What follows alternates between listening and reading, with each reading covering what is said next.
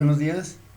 En esta ocasión vamos a abordar, como comentábamos en el anterior video, un tema que tiene que ver con el desarrollo de una postura que intentaba, pues también igual como los anteriores, darle un realce científico a la psicología, y en este caso se busca relacionar un factor psicológico con la forma de percibir justamente algunos estímulos, por ejemplo la sensación, lo que es la visión, la memoria, que por cierto, en ese sentido, en este enfoque de la psicofísica, pues lo que se pretende es medir como tal fenómenos psicológicos desde un punto de vista objetivo. En este momento vamos a ver pues a continuación la definición de psicofísica, una rama de la psicología que investiga la relación entre estos dos mundos, básicamente el mundo físico y el mundo, la dimensión psicológica, y por definición se le va a llamar psicofísica a todo trabajo anterior a la obra que desarrolla Wilhelm Wundt. En ese sentido, primero tendríamos que hablar de la aportación de Gustav Fechner de 1881 a 1887, donde justamente Fechner, en su obra cumbre, que es Elementos de Psicofísica, es de los primeros autores o los primeros científicos que logra medir el impulso en términos de corriente, el impulso nervioso en términos de corriente eléctrica. Ahora, en ese sentido, pues también tendríamos que ver que, por ejemplo, esto que se mide primero que nada es la visión del color y las posimágenes positivas. En ese sentido, para poder entender mejor el concepto de posimagen positiva, tenemos que, bueno, básicamente, por ejemplo, son imágenes visuales que continúan viéndose cuando el objeto, generalmente luminoso, ya no está frecuente. Algo muy sencillo para probar este experimento es: vean un foco por unos cuantos segundos, cierren los ojos e inmediatamente después se va a presentar con los ojos cerrados la silueta del foco, y se van a formar patrones visuales que justamente tienen que ver con esto que se conoce como posimagen positiva. A Fechner pues le interesó justamente evaluar esto y logra medir la percepción del color. Como ya lo comentaba, mide también la corriente eléctrica. Otro investigador que también tuvo una importante aportación dentro de esta corriente psicofísica fue Ernst Weber, alemán, que en su obra De Tactu realiza los primeros experimentos sobre el tacto. Es de importancia notoria el hecho de que es de los primeros autores que habla del tacto. Generalmente se concentraba la investigación en lo que es la audición y la visión. Olfato y tacto y gusto eran completamente ignorados en esa época. Weber logra pues medir justamente lo que es el tacto, y él desarrolla una hipótesis que básicamente sirvió para otros trabajos posteriores. Logra medir la cantidad mínima de estimulación táctil necesaria para crear una sensación fuerte de tacto o una sensación táctil. En este caso, sus mediciones lo llevan a afirmar lo siguiente: lo que es muy débil ni se siente o apenas si se siente, en cambio lo que es más fuerte sí se va a tocar, sí se va a sentir, perdón, no se va a tocar, sí se va a percibir. Por ejemplo, para poder poner o entender esta situación, tendríamos que ver, por ejemplo, nuestra propia sensibilidad ante estímulos táctiles. Puede pasar que a lo mejor de repente, sobre todo en la noche, cuando estamos dormidos, algún mosco, algún zancudo, pues se pare a alimentarse de nosotros, se pase al buffet. Y entonces, una vez que esté en posado sobre nosotros, pues va a picarnos. Hay personas que curiosamente ni siquiera sienten el piquete del mosco. Y hay otras que incluso el simple hecho de que esté parado el mosco encima de nosotros, pues tiene la suficiente intensidad, ese estímulo táctil, para lograr despertarnos y emprender una feroz caza en contra de ese invasor. A esto lo llamó limen o umbral de percepción. En este caso los estímulos táctiles se perciben primero. Esto del limen o umbral de percepción es importante para hablar posteriormente, un poquito más adelante, de lo que es la percepción subliminal, es decir, aquello que está por debajo de ese umbral de percepción. Ahora, en ese sentido, pues Weber opinaba que no hay una relación uno a uno entre las características físicas del estímulo y las sensaciones que producen. ¿Qué significa esto? Que bueno, finalmente cada persona es la que tiene un umbral de percepción, un limen de percepción diferente.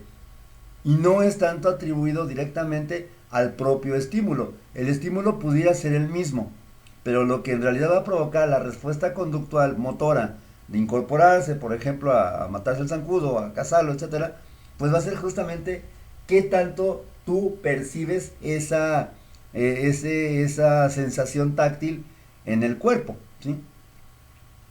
Lo mismo aplica, por ejemplo, a personas que a lo mejor, ok, cuando hay un zancudo volando, aunque no te pique, pues no descansas o no estás a gusto hasta matarlo, hasta cazar al zancudo. Otro ejemplo de eso también podría ser cuando una persona, sobre todo los niños, tal vez en el caso de los recién nacidos, habrá niños que perciben básicamente un estímulo fuerte, lo suficientemente consistente como para poder despertarlos. Habrá otros niños que justamente pues no suelen despertarse aún con un ruido de conversación moderado. Obviamente, tanto cualquier niño, cuando el ruido pues es bastante fuerte, pues sí va a tender a despertarse. Pero en cambio, cuando es un ruido leve, puede ser que algunos sí lo sientan y otros no lo perciban. A eso se refiere pues justamente esta hipótesis de Ernst Weber, que tiene que ver con la percepción táctil, ¿no? Los métodos psicofísicos también se han utilizado para la respuesta de preguntas sobre cómo se percibe el umbral absoluto para la conducta criminal. En este momento quisiera como desarrollar un poquito pues este ejemplo de la conducta criminal en lo que es el polígrafo o detector de mentiras. Básicamente lo que mide el polígrafo no es tanto si lo que estás diciendo tú o la información que estás dando es cierta o falsa, porque finalmente las preguntas son en ese sentido, verdadero o falso, sí o no. En cambio, lo que mide el polígrafo o detector de mentiras es la cantidad o digamos, la respuesta eléctrica de la piel justamente al momento de estar, por ejemplo, ansioso o nervioso, que sería como una implicación de que el sujeto está mintiendo. Eso es lo que en realidad mide el polígrafo.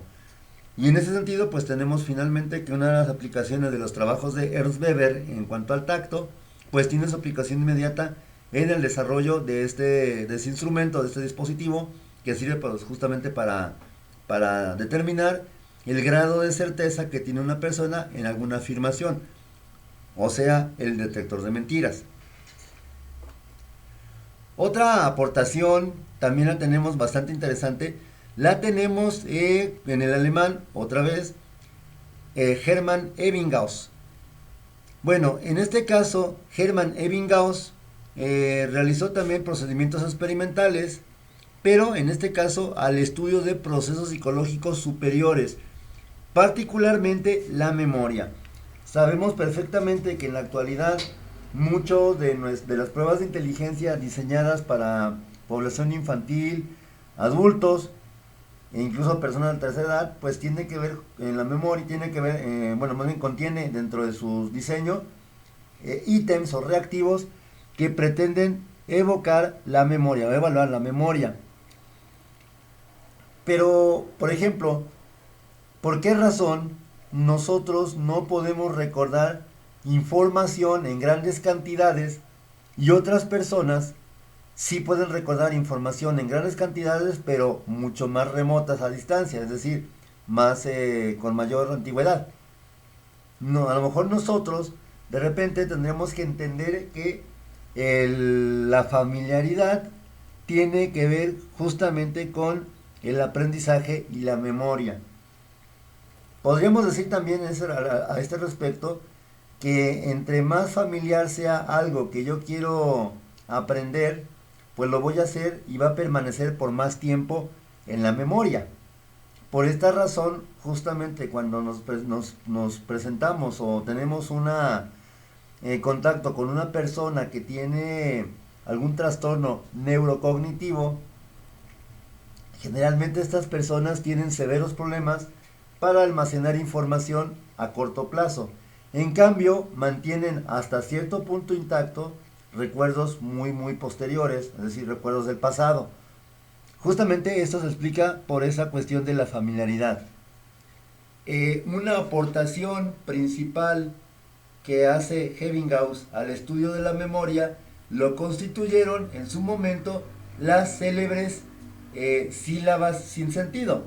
Es decir, para poder evaluar la memoria generalmente se recurre a que el sujeto repita una serie de palabras que si bien pueden resultar bastante familiares.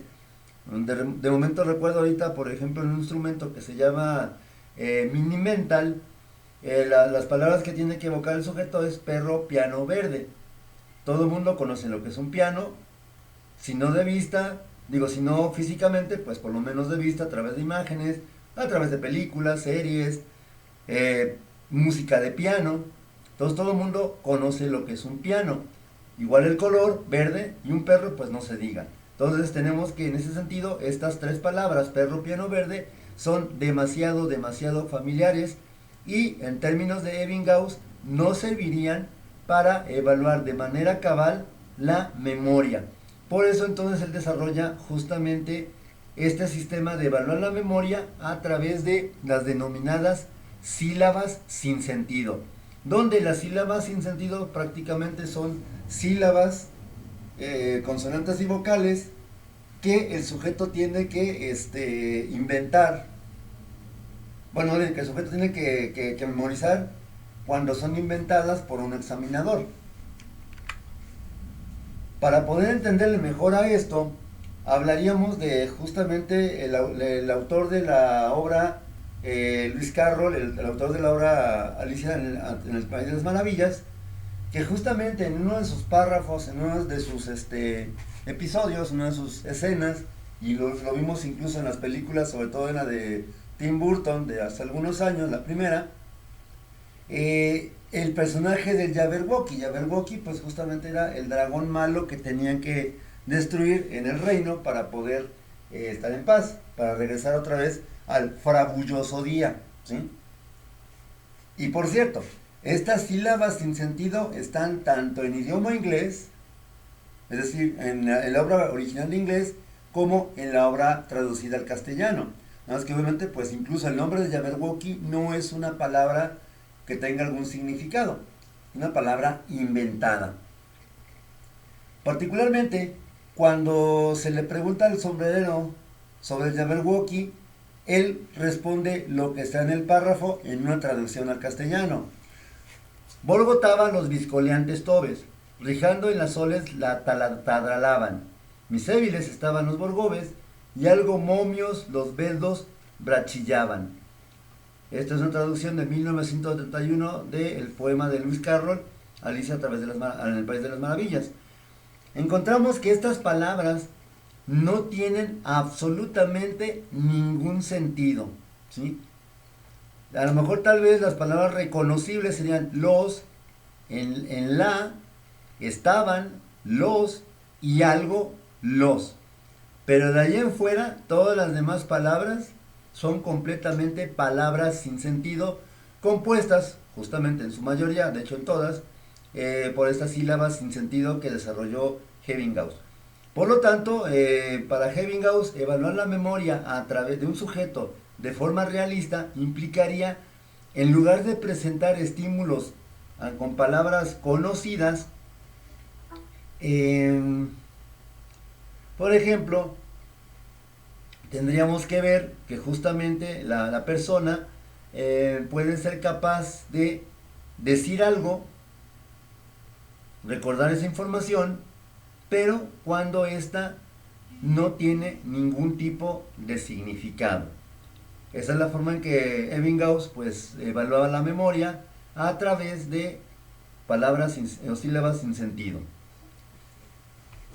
Por cierto, tenemos esta misma, así como Luis Carro lo hizo con su respectiva obra, tenemos al autor Julio Cortázar, latinoamericano, bastante relevante en la literatura latinoamericana, que en su obra Rayuela también desarrolla un idioma semejante compuesto a través de sílabas sin sentido, lo llamó gíglico, y justamente en algunos fragmentos de su obra Rayuela, pues maneja este idioma, este lenguaje compuesto de palabras sin sentido. Obviamente pues también sabemos que hay algunos idiomas que son construidos artificialmente para ciertos fines exclusivos.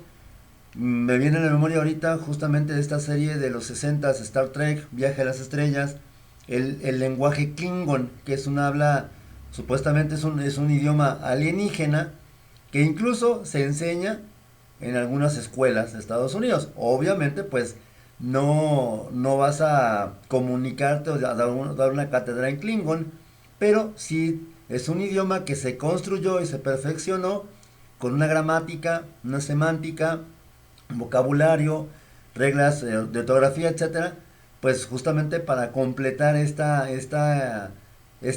universo pues que es del Viaje a las Estrellas, ¿no? De esta serie televisiva.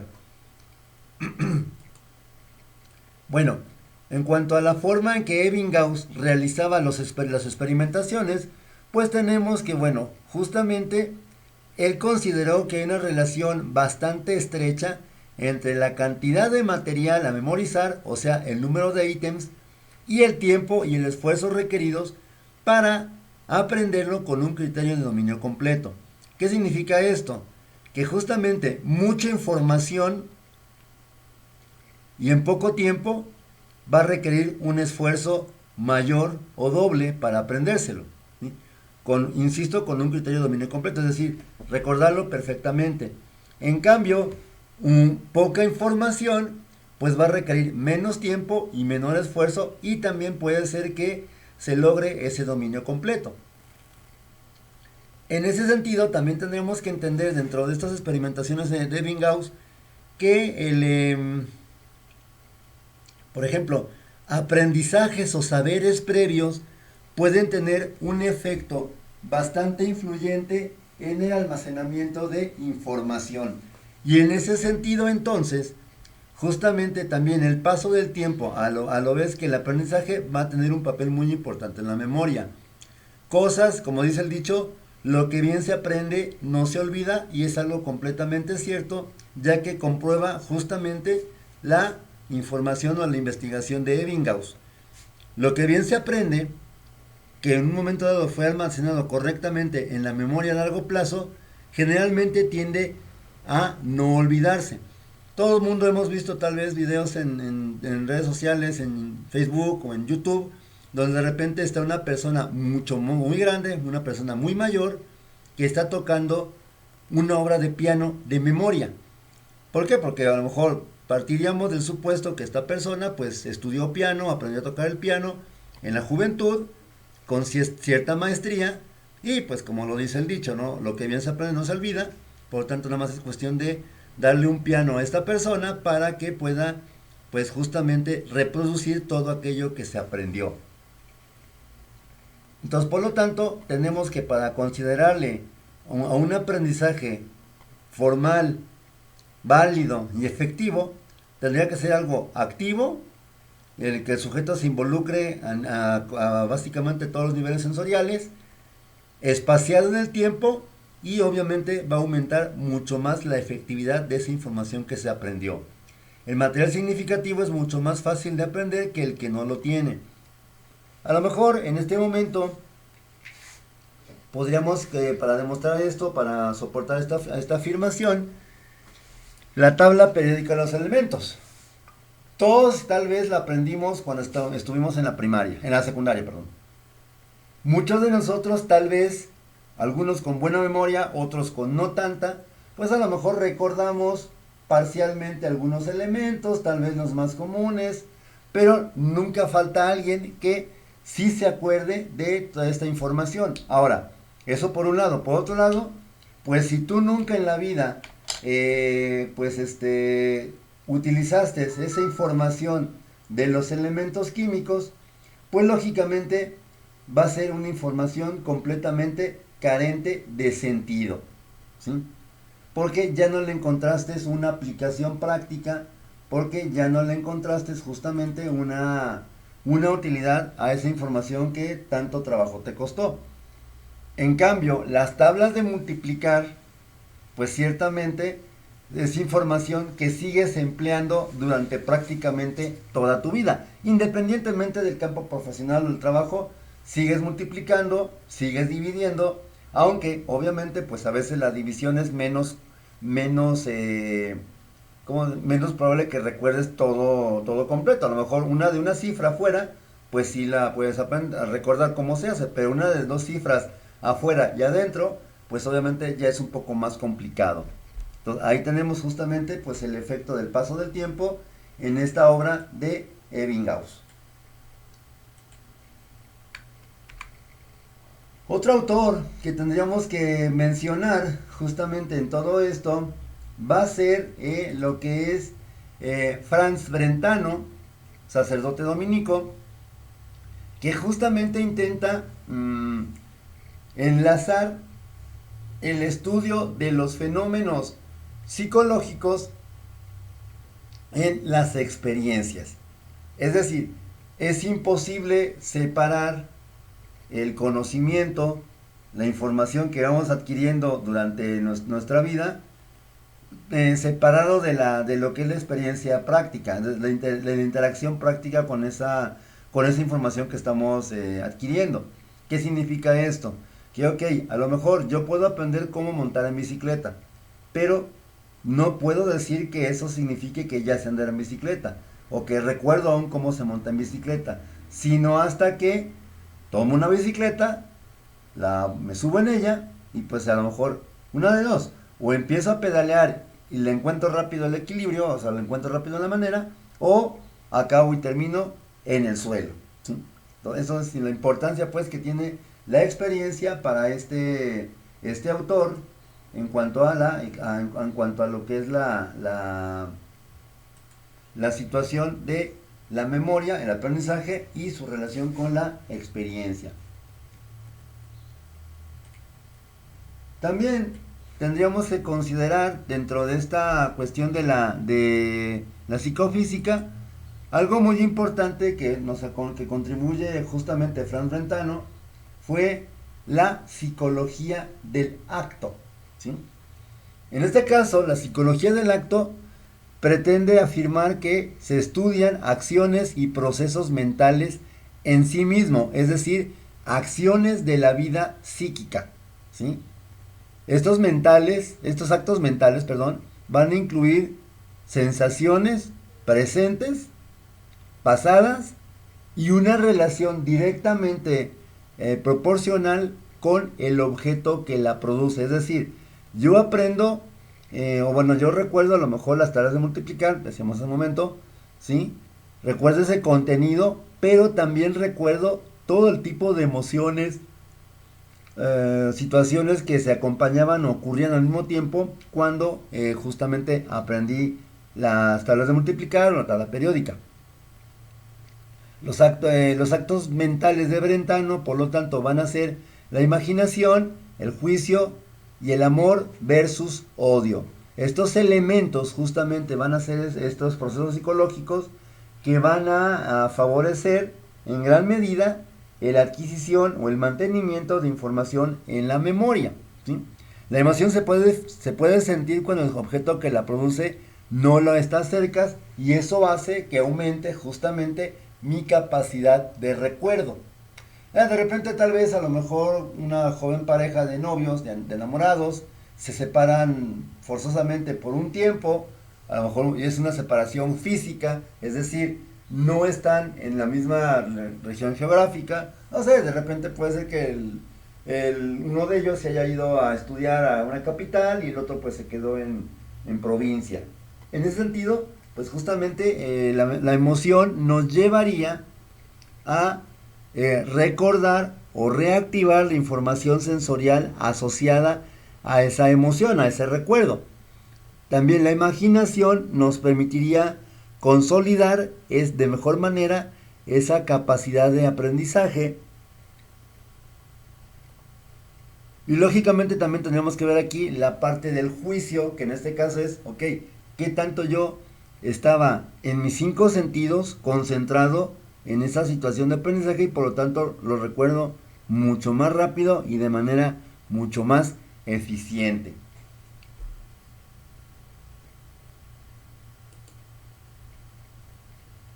Solo para que quede como una pequeña distinción, pudiéramos pensar que lo que es la psicología del acto tiene que ver o se parece a la propuesta de Wilhelm Wundt. Son posturas muy diferentes, en realidad. Prácticamente, de acuerdo con Wundt, es imposible realizar observaciones internas de nuestra propia conciencia. Perdón, esto es más bien en cuanto a la postura de Brentano. Él dice que, a diferencia de Wundt, que no podemos realizar observaciones de nuestra propia conciencia, porque finalmente sería como estar haciendo, ok, voy a copiar un dibujo, pero el dibujo no existe, sino más bien lo tengo almacenado en la memoria. Entonces no es copia, sería tal vez evocar, recordar, pero no sería como tal una memoria. También en este caso, los actos mentales van a ser observados en la memoria, justamente recordando los eventos asociados, las emociones, el clima, las características físicas del ambiente, las características emocionales. De ahí que, por ejemplo, en los trastornos de ansiedad por estrés postraumático o trastorno por estrés postraumático, prácticamente cuando se vuelve a presentar un elemento que fue el que causó la ansiedad extrema, se puedan reactivar estos recuerdos casi con lujo de detalles. Igual todo el mundo lo hemos visto a lo mejor en las películas, en las series de acción de la televisión, donde de repente pues el sujeto que pierde momentáneamente la memoria por algún traumatismo en la cabeza, cuando se le enfrenta a un objeto que estaba presente cuando ocurrió el trauma, pues tiende a recordar a manera de flashback y con un cierto grado de vividez, ¿sí? Un cierto grado de claridad. Por lo tanto, también otra cuestión que tiene que ver con esta diferencia entre Wundt y Brentano era que la simple presencia de una emoción siempre va a distorsionar nuestra conducta o nuestra conciencia, ¿sí? Es decir, si estoy alterado a nivel emocional, puede ser que recuerde con más claridad ciertas cosas, más no todas. Y viceversa. El hecho de que un elemento conductual no esté presente en esos momentos de ansiedad, esos momentos de miedo, puede ser que hagan que yo recuerde mucho menos de lo que estaría dispuesto a hacer.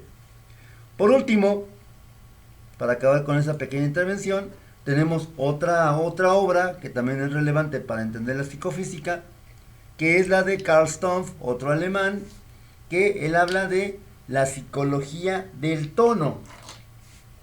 Y aquí podemos entender psicología del tono, tanto el tono como sonido, como ruido, como el tono, por ejemplo, la coloración o el matiz que a lo mejor le impone a una percepción, a una sensación, nuestro propio sistema perceptual. Él dice que fundamentalmente, el primer tipo de experiencia psicológica siempre es el tono. Por ejemplo, los colores y las imágenes. Esto particularmente es cierto en el sentido de que finalmente los bebés tienden a recordar tonalidades, emociones asociadas también a esas tonalidades, no tanto una imagen como tal. El recuerdo con imágenes pues tiene que ver también con madurez del sistema nervioso central como una cuestión evolutiva. La segunda clase de fenómenos que son importantes en cuanto a su estudio van a ser los actos cognitivos de Brentano, o sea, juicio, razón y amor-odio. Eso sería la segunda oleada de justamente experiencias psicológicas. Por último, para concluir esta intervención, finalmente tenemos que Carl Stumpf prácticamente se encargó de estudiar sus teorías en niños en situación de calle o en la calle, y en ese sentido logra él fundar en esos años una especie de asilo o guardería o de cueva donde pues se empezó a tratar a menores de edad, que también formaba parte pues de la investigación de Wundt, perdón, de Carl Stumpf, ¿sí? Bien, pues espero que esta información muy concreta, tal vez muy concisa, pues sea útil. Igual como siempre lo he comentado, cualquier duda, cualquier comentario, queja, sugerencia, pues a través de los comentarios en el YouTube o a través de redes sociales acostumbradas. Por mi parte es todo, agradecer la atención. Por cierto, pues ya aunque la semana que entra es Navidad, pues de forma anticipada, feliz Navidad y felices fiestas. Un placer estar compartiendo con ustedes esta información y nos vemos en cualquier otro momento. Gracias y hasta luego.